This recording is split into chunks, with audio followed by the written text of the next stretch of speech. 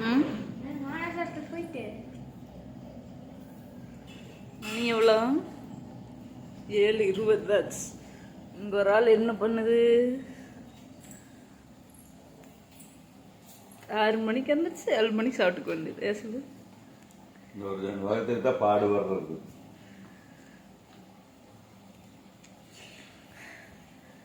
என்ன சாப்பாடு செஞ்சுருக்குறீங்க?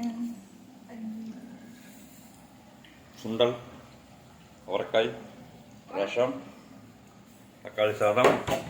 அது டிஃபனுக்கு, இது வீட்டில் சாப்பிட்றதுக்கு. தக்காளி சாதமா? அது தயிர். மைசூர் நாய்க்கு தலைக்குது இல்லை போட்டு வச்சுருக்கேன்.